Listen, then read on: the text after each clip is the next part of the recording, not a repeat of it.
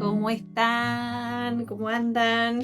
Bueno, este vivo de hoy se llama No esperemos a que las cosas cambien, cambiemos nosotros desde adentro, ¿sí? Cambiemos la escuela desde adentro. Tal vez esto habla también un poco de tal vez la frustración, ¿no? Que uno a lo largo de los años de alguna manera enfrenta cuando ve que las cosas no cambian, que tal vez desde las grandes decisiones, ¿no? Desde la política no se tiene cuenta a la educación como un factor fundamental para el cambio de una sociedad, ¿no? Para generar cambios significativos, reales, trascendentes, para que nuestras sociedades maduren y ciertos hábitos que observamos en las redes sociales, en los noticieros y demás, empiecen a cambiar de una vez por todas, ¿no?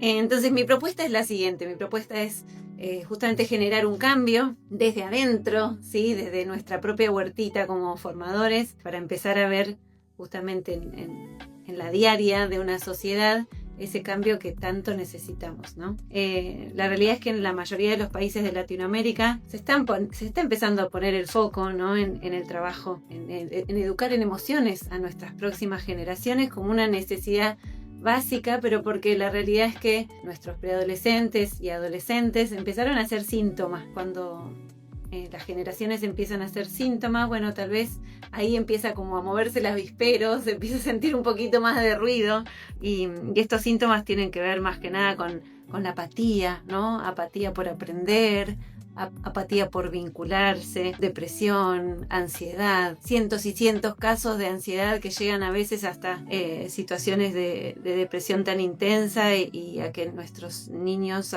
pre y adolescentes tomen decisiones como pueden ser la del suicidio, ¿verdad? O sea, hablamos de cosas muy extremas, pero bueno, cada vez más escuchamos estos casos que duelen, que angustian y que la realidad es que podemos prevenir si la educación se ocupa un poquito más de lo que se tiene que ocupar hoy en día, ¿no? La escuela de antes tenía otros objetivos. La realidad es que perseguía perseguía un objetivo absolutamente económico, ¿sí? Casi industrial, pero la realidad es que nuestras generaciones hoy necesitan otra cosa, ¿sí? Otra escuela. Y como siento que las grandes decisiones no se toman a nivel político, de políticas públicas y demás, bueno, la propuesta de hoy es justamente empezar a generar ese cambio desde nuestra huertita, ¿no? Desde este espacio chiquitito en el que nosotros podemos dejar una huella, generar otra sociedad, ¿sí? Desde ese micro, ¿sí? Pensando en que si somos muchos que nos dedicamos a cambiar esa micro huertita, después la macro, ¿sí?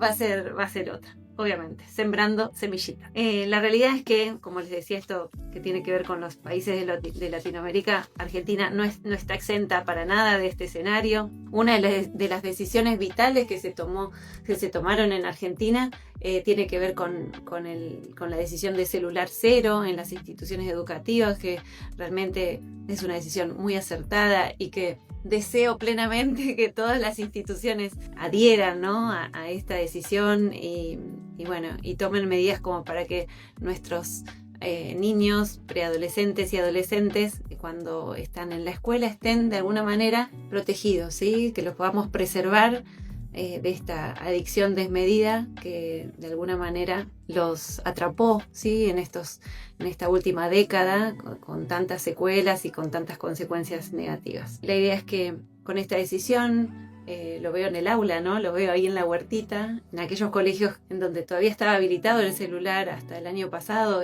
y este año no, uno ya puede ver, ¿no? y vislumbrar cómo disfrutan de vincular con otros, cómo disfrutan de las propuestas, ¿no? que tenemos los profesores para ellos, cómo empiezan a ejercitar esto de vincular, ¿no? De poder mirar, escuchar al otro, sostener la mirada, poder responder sin esta pantallita ahí mediante. Y ojalá sean todas las instituciones las que adopten esta decisión. Bueno, con este nuevo escenario que tenemos los profesores, ¿no? y pensando en los docentes, los educadores y pensando que esta decisión llegó para quedarse, los formadores y los educadores tomamos especial relevancia. Esa es la realidad, ¿sí? Ahora es nuestro momento. es nuestro momento de generar un cambio. Ya no está la excusa de que están continuamente con la pantallita entre nosotros, ¿no? Ellos, la pantallita y nosotros. No hay nada que se interfiera en nuestro vínculo. Así que yo creo que este es nuestro momento para generar, ¿sí? Que la escuela vuelva a ser, ¿sí? De alguna manera, o comience a ser, ¿sí? Porque para mí tiene que dar vuelta radicalmente la postura, ¿sí? Comience a ser ese lugar. Y acá me hice unos súper machetes y anotaciones, pues son cosas que me encantaría poder transmitirles, ¿no? Con claridad. La escuela debería ser ese lugar que nos acerca un poquito más a encontrar nuestra misión en este mundo, ¿sí? En esta vida. La realidad es que todos los alumnos, ya sea que estén en nivel inicial, en primaria o en secundaria o en la universidad, deberían encontrar en este formato que se llama escuela, ¿sí? En esta institución que alberga a grupos sociales, deberían poder encontrar justamente esa misión, ¿sí? Esa misión que vinieron a cumplir en este mundo, en esta vida, la misión que tiene que ver con eso que nos hace plenos, yo estoy en este mundo para entregarle mis dones ¿sí? O sea, yo tengo potencialidades, tratar de descubrirlas en ese proceso escolar de tantos años. Imagínense que hay nenes que entran a los 45 días y lo terminan dejando capaz a los 25, ¿sí? Son tantos años que podemos aprovechar como institución educativa para generar en ellos esta sensación de que estoy espiando a ver en qué me siento pleno, ¿sí? ¿En qué? Y poder lograr esta felicidad que nos hace abundantes, ¿no? Cuando descubrimos, ¿sí? Leí por ahí una frase que dice: los dos momentos más importantes de la vida son cuando nacemos y cuando descubrimos a qué vinimos a este mundo, ¿sí? Muchas veces pasa, y ahí no quiero irme por las ramas, pero que a los 40 y pico, ¿no? Se caen todas las fichas, se rompen todos los esquemas, y uno tal vez después de 20 y pico de años de estar haciendo algo dice: ay, la realidad es que yo me siento pleno haciendo esto, ¿no? Y ahí vienen las crisis, ¿no? Las crisis que tienen que ver, crisis de vida, ¿no? Yo considero que si la escuela de alguna manera daría estos espacios como para poder conocerse, ¿sí? Para que los niños puedan conocerse, esto no sucedería, tal vez, ¿no? Con esa crisis así existencial a los 40, sino que ellos podrían tener la capacidad de vislumbrarse, ¿sí? De verse, ¿sí? Reconocerse en diferentes ámbitos, diferentes áreas y demás. Esto que les quiero mencionar ahora, lo voy a leer porque no quiero olvidarme ninguna de las áreas, pero dice: en la escuela un niño puede reconocer sus potencialidades en el arte, ¿sí? En la literatura, en las ciencias, en la física, en los cálculos, en las relaciones interpersonales con otros, en las relaciones intrapersonales con su propio ser, ¿sí? En el deporte, en la cocina, en la ayuda humanitaria, en el servicio al otro. Un niño puede reconocer que se siente pleno al enseñar, ¿sí? Al curar, al calcular, al proyectar, ¿sí? Al hacer actividad física, al filosofar. Todo esto y mucho más tenemos la obligación de ofrecer en la escuela como fuente inagotable, ¿sí? Donde nuestros hijos y alumnos vayan reconociendo, ¿sí? Y encontrándose en qué son plenos y qué potencialidades vinieron a ofrecerles al mundo. Yo me acuerdo, por contar la historia personal, estando en el último año del secundario, que es el momento, ¿no? En que uno empieza como a proyectarse y decir, a ver en qué, ¿no? Y todo el mundo diciéndome: bueno, pero vos tenés que estudiar algo así como importante, tenés que ser abogada o no, no sé. Me acuerdo de esas frases, ¿no? Como no desperdiciar toda tu potencialidad en tal vez carreras como de menor alcance, y me decían como por ejemplo ser maestra, y bueno, digan que tal vez ganó mi Capricornio ahí, la testarudez, y obviamente estudié lo que sentía acá en el corazón, y lo que obviamente la escuela en ese momento me ayudó a descubrir con algunos profesores que dejaron huella, ¿sí? Y que marcaron de alguna manera positivamente este rumbo en mi vida. Puedo agradecer haber, ¿no? de alguna manera elegido y haber macheado mi pasión con mi profesión en ese momento, que tanta plenitud me da hace tantos años. Pero a veces no pasa, ¿sí? A veces no sucede. Y yo creo que la escuela, en cierta forma, está siendo responsable, ¿sí? De eso. Ay, sí, yo hoy cuando escribía, porque me hago siempre todo el argumento de las cosas que les voy a contar, yo decía que tal vez hay mucha gente que, no sé, siente que esto que yo pregono de alguna manera es un tanto utópico, ¿no? Pero yo creo que no. Yo creo que si realmente ponemos como los 4 pilares en los que debería fundarse la escuela del día de hoy, y que muchas veces para mí erróneamente piensan que tiene que ver con la tecnología, y para mí es todo lo contrario. No digo dejarla fuera, muy por el contrario, pero sí darle el uso que corresponde. Yo creo que si la escuela cambiaría esos 4 pilares que ahora vamos a hablar, cosas serían mucho más fáciles para todos, ¿sí? Los chicos serían más felices de ir al colegio, los docentes y formadores seríamos mucho más felices de al dar clases. Y la realidad es que en esa facilidad lo que yo leo es mayor felicidad, ¿sí? Porque cuando uno hace lo que le gusta, lo irradia, ¿sí? Brota por los poros, ¿sí? Lo puede transmitir. Y es muy difícil que los chicos no se contagien, ¿sí? Casi imposible. Yo creo que cuando uno irradia esa felicidad, arrastra, ¿sí? Y los chicos en muy poquito tiempo logran detectar estos profesores, estos educadores, y enseguida sienten esta pasión por seguirlos, ¿no? Se transforman en líderes innatos sin necesidad de recurrir al autoritarismo, a los llamados de atención, a los gritos. La realidad es que cuando los chicos vislumbran este perfil, ¿sí?, de docente y de educador, enseguida se sienten ahí, atentos, ¿sí?, por todo lo que nos está por proponer. Decenas de veces escucho, ¿sí?, padres, familiares, mamás, papás, también alumnos, que dicen algo así como: ay, a mi hijo le encantan las actividades de matemática porque, ¿no? Y enseguida vinculan una característica del perfil del profesor.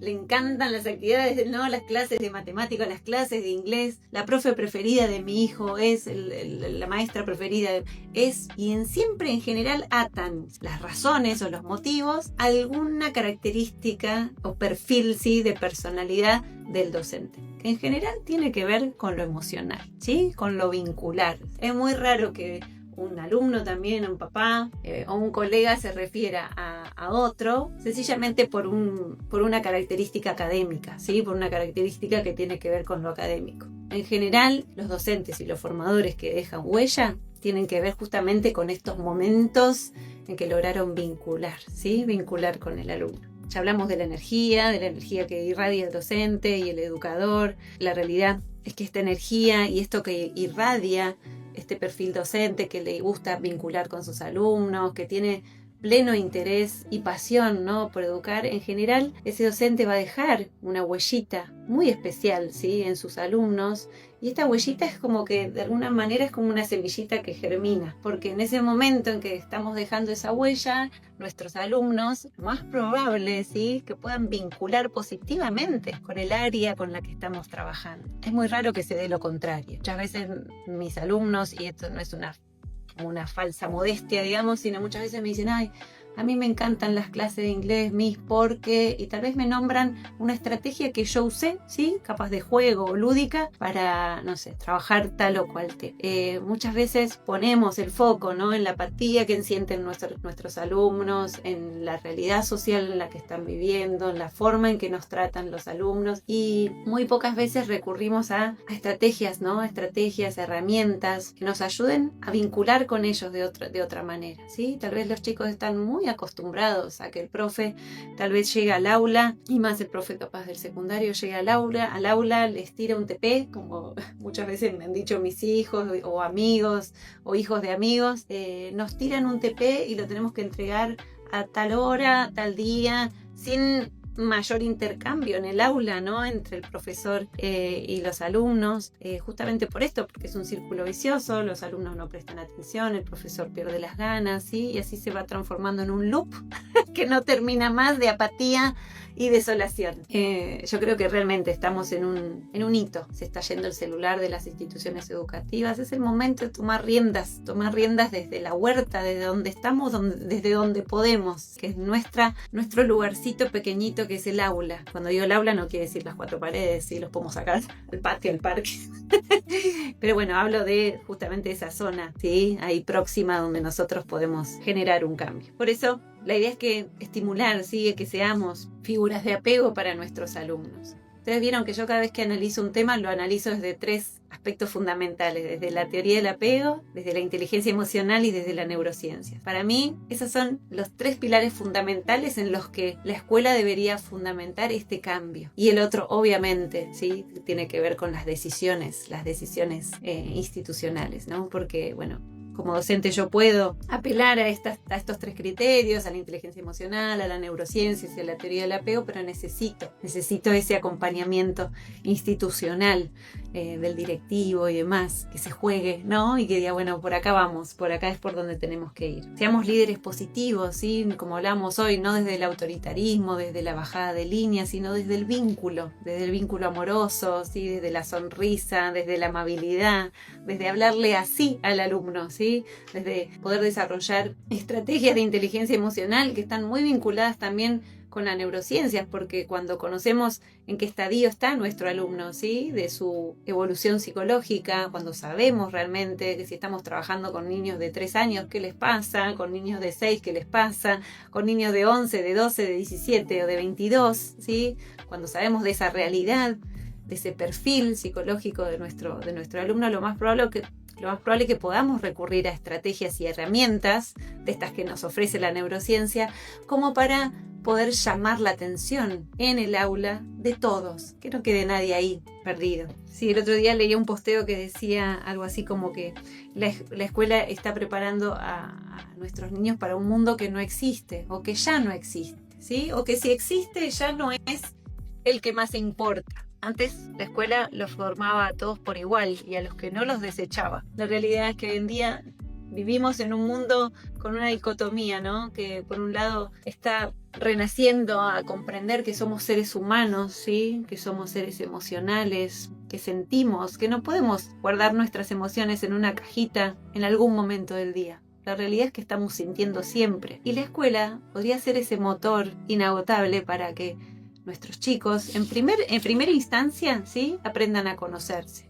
¿sí? Con actividades que tienen que ver con lo intrapersonal. Sería ideal que en todas las escuelas se estimule la meditación, ¿sí? El yoga, minutitos al día, como para que ellos paren, estén en silencio. Mis alumnos se ríen, los primeros días se reían y pensaban que esto iba a ser como algo de una clase o 2 clases, ya cuando vieron que es un hábito más, así como, no sé, poner el día en la hoja y copiar alguna consigna. El meditar es un hábito más y les cuento que cada vez que meditamos esos 3 minutos finales de la clase o 4 minutos finales de la clase, de alguna manera ponemos el stop a todo lo que venimos haciendo y nos dedicamos un ratito, yo les pongo una meditación guiada, ¿no? Y bajamos un poquito las luces y demás, nos dedicamos un ratito a mirarnos qué sentimos, a tocarnos acá el pecho, decir qué onda, ¿está acelerado ese corazón? ¿Qué estoy sintiendo? ¿En qué estoy pensando?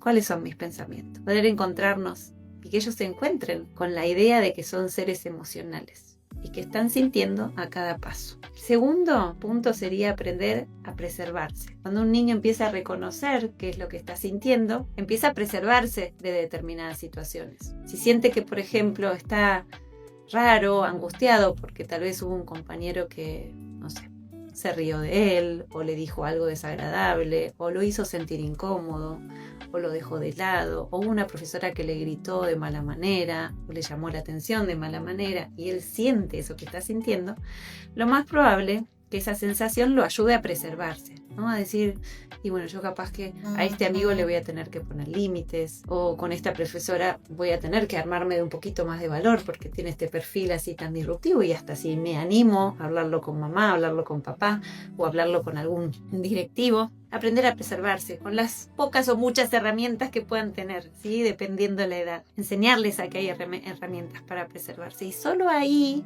cuando aprendan a preservarse realmente, honestamente, sinceramente, preservarse ellos, van a poder tener la capacidad de preservar a los demás. La semillita de la empatía, ¿no? Solo cuando puedan cuidarse ellos mismos, van a poder cuidar al otro. Honestamente, ¿por qué? Porque la realidad es que cuando uno siente lo que siente, puede sentir lo que siente el otro. Solo cuando uno pasa y atraviesa una emoción, es capaz de poder ver qué está sintiendo el otro, que sencillamente ya lo pasé. Entonces eso también se puede dedicar a la escuela. Tercero, encontrar sus dones. Un profesor que desde su huerta aplica las inteligencias múltiples, le está dando la posibilidad a todos que puedan verse en qué se sienten plenos.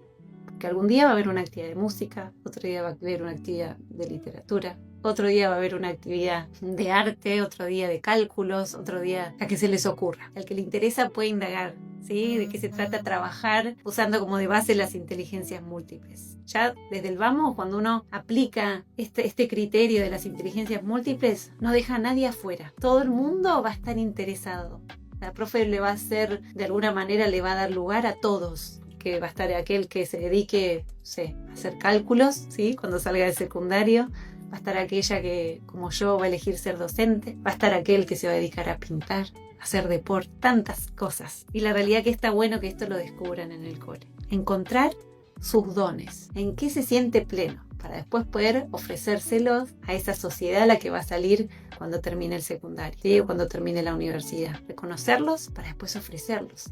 Y qué mayor abundancia después poder trabajar de eso en lo que se sienten plenos. Y el cuarto, como decíamos recién, ¿cómo hago para ofrecerle estos dones al mundo? Parece sencillo, tal vez no tan sencillo de llevar a la práctica. Lo que hay que romper son estructuras. Obviamente, cuando uno está en el aula y está en la huertita, en este cambio que yo aspiro a generar, tratar de ver si estos 4 pilares o estos 4 aspectos, de alguna manera, se tienen en cuenta. No es difícil, sencillamente hay que ser ahí creativo. Creativo para poder ponerlos en práctica. Bien, las neurociencias nos acompañan, nos cuentan cómo hacerlo, ¿sí? Por qué es mejor de una manera, por qué no conviene hacerlo de tal otra, ¿sí? De acuerdo a las diferentes edades de nuestros alumnos y el desarrollo cerebral, ¿sí? Así que las neurociencias son una base inagotable también. Y bueno, y para terminar este vivo, les voy a leer esto que a veces pienso que canalizo, chicas. De alguna manera, cuando estoy redactando el argumento de mis vivos. Seamos los responsables de ese cambio, ¿sí? Que nuestras clases tengan momentos de introspección, tengan diferentes propuestas, apelar a las inteligencias múltiples para que todos puedan y tengan la posibilidad de aprender a descubrir sus potencialidades. Que nuestras clases siempre tengan un para qué, no un porque sí. Un para qué, que tengan un para qué. Y por sobre todo, que nuestras clases tengan conexión humana, sensible, empática, de esa que deja huella. Ese es mi deseo para este cambio, que si podemos empezarlo a hacerlo ya, estaría buenísimo. Desde donde podamos, ahí, en la huerta. Bueno, un beso para todos. Gracias por estar ahí.